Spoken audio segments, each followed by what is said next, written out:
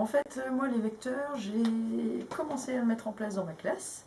Donc c'est très très intéressant, pas facile, mais vraiment intéressant. Pourquoi? Parce que je voulais mettre en place, j'aime bien utiliser des théories sur les profils avec mes élèves, parce que ça les déculpabilise. Le fait de savoir ce qu'ils sont, et que ce qu'ils font, c'est pas parce qu'ils sont méchants, c'est parce que c'est leur fonctionnement et que on peut le faire évoluer, le faire avancer pour mieux vivre en collectivité.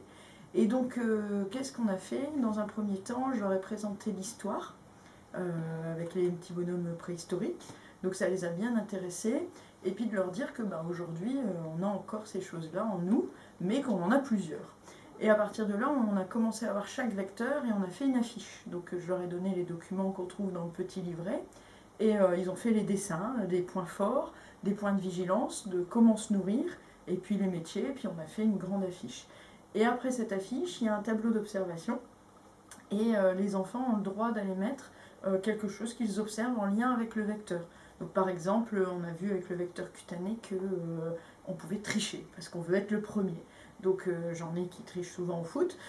Donc en rentrant de la récré, ils peuvent mettre triche et puis mettre un petit plus. Et en plus, comme c'est un plus, c'est pas une sanction, c'est pas un moins, c'est pas une croix parce que tu as fait une bêtise. Non, c'est un plus parce que j'ai le vecteur. Alors nous, on l'a appelé le vecteur flash. On a donné d'autres noms parce que anal en classe, c'est un peu compliqué à utiliser. Donc celui-là, c'est le vecteur prof. Et on a le vecteur flash. Et donc on a mis des noms en lien avec ce que j'avais raconté sur le vecteur. Et ils se mettent des plus pour essayer de trouver leur vecteur. Il y a des enfants qui sont à fond et qui mettent. Il y a différentes couleurs. Celui qui s'observe lui-même, il met en bleu. Quand c'est un copain qui observe, il met en vert. Et quand c'est madame qui observe, elle met le plus en rouge. Par exemple, alors en classe, quand je dis stop, on arrête, il y a des enfants qui continuent. Ils veulent finir leur truc, ils continuent. Habituellement, c'est ça suffit, on respecte la règle, on s'arrête. Et là, c'est tiens, vous continuez. Pourquoi vous continuez? C'est quel vecteur ça? C'est à cause de quoi? Et donc les enfants, ils ont commencé à réfléchir et dire moi c'est parce que je veux absolument finir. Ah, donc c'est le côté perfectionniste, c'est le vecteur prof. Tu veux que ce soit parfait, que ce soit fini. Moi c'est... Et donc on commence à réfléchir et au lieu de sanctionner, au lieu de punir, eh bien on va commencer à réfléchir c'est quel vecteur, etc.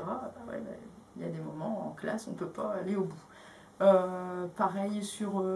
il y a un enfant qui revient et qui dit ouais au foot je suis tombé et puis il s'est moqué de moi. Est-ce que je peux aller le noter dans un tableau? Là, on n'a pas encore vu les autres vecteurs. Celui-là, je pense pas que ce soit flash, je pense pas que ce soit prof. Faut attendre un petit peu. Tu le mets dans un coin de ta tête et puis quand tu le trouveras au niveau du vecteur, on le mettra. Et donc l'idée, c'est de partir de ça. Et quand un enfant fait quelque chose, au lieu de sanctionner d'une manière un peu inutile, on va vraiment essayer de vectoriser, de comprendre pourquoi et de voir comment on peut nourrir le vecteur quand ça ne va pas. Donc on a fait la nourriture aussi sur la fiche, comment on peut nourrir. On a vu aussi pour le travail d'équipe, première question, une question, quelqu'un qui a un vecteur cutané avec le vecteur anal, est-ce qu'ils peuvent s'entendre? Oh non, lui il veut aller lentement, et puis il veut du temps, il veut que ce soit parfait, l'autre il veut que ce soit efficace, rapide. Oui, mais alors en travail d'équipe, est-ce que ça pourrait être bien les mettre à deux? Alors au début non, puis après on réfléchit, on se dit si, parce que madame elle demande un temps. Donc le vecteur cutané il peut aider l'anal à aller un peu plus vite, et le vecteur anal il peut aider le cutané à détailler un petit peu plus, à faire que ce soit un peu mieux. Donc il commence à comprendre que les équipes, parce que dans ma classe c'est un fonctionnement par équipe, les équipes vont être faites en fonction des vecteurs. Donc après tout ça, une fois qu'on aura fait les affiches, qu'on fait plein d'observations en classe, en sport, tout ça, on observe, on va faire un questionnaire, on va voir nos vecteurs et on va faire le fonctionnement de classe. Par rapport à moi, j'ai des observations aussi, ça m'a fait évoluer aussi dans mon équipe, parce que j'ai des vecteurs qui peuvent un petit peu étouffer. Alors je vais donner un exemple tout bête, puis du coup mes collègues commencent à entendre parler des vecteurs aussi. Il y avait la récré, on a un grand espace vert pour la récré, puis on n'utilise que la moitié. Je dis pourquoi on n'utilise que la moitié? On ne pourrait pas prendre tout, on se donne des contraintes pour rien. Et je dis à mon directeur, pourquoi on utilise la moitié? Ouais, c'est vrai, bon, on peut faire ça. Donc on décide qu'on peut utiliser toute la cour. Donc je dis, je vais leur dire. J'allais appeler tout le monde, crier, venez là les enfants, on peut y aller, tout ça. Puis mon directeur, il fait, peut-être leur dire plus tard, c'est obligé que ce soit maintenant, il me dit. Là je regarde, et en fait, avant j'aurais fait, ouais, j'y vais, j'aurais même pas... je dis, oui, c'est parce que moi je fonce tête baissée, je réfléchis pas trop, j'y vais, je vais leur dire, on a décidé que... Donc j'ai reconnu mon urétral qui y va. Et puis mon directeur il fait oui c'est vrai que tu fonces tête baissée. Là, je fais, ouais. C'est mon vecteur urétral, je lui dis. Il dit ah c'est pas l'anal parce qu'il avait vu la photocopie le matin. Le mot anal l'avait un peu choqué.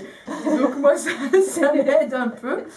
Alors faut bien relire les feuilles avant de les photocopier aux enfants parce qu'il faut enlever libido aussi parce que j'ai failli oublier de l'effacer sur le vecteur anal. J'aurais eu la question madame on doit dessiner libido. Non non non. C'est qui Ouf, je l'ai effacé. Voilà, et dernière chose, moi aussi dans mon couple, parce qu'il y a le côté urétral qui me faisait peur. Mon compagnon est urétral, mais là, avec ce que tu as expliqué ce matin, ça s'explique, parce que ça ne nous pose pas de problème en fait. Effectivement, quand on est à deux sur quelque chose à faire, c'est tellement puissant, entre guillemets, qu'il faut qu'on se répartisse, qu'on fasse chacun notre truc.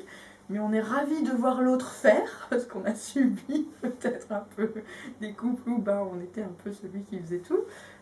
Donc là, c'est au contraire, c'est un cadeau. Maintenant, c'est vrai que par moment, il faut... Et alors moi, les vecteurs, je continue à apprendre énormément sur moi. J'essaye de comprendre, par exemple, l'égocentrisme émotionnel. Ça, c'est très fort chez moi et j'essaye de voir d'où ça vient. Et mon compagnon, qui a des vecteurs différents des miens, est en train de m'aider à progresser là-dessus. Et donc le couple avec des vecteurs différents, c'est que du bonheur parce que ça fait bouger.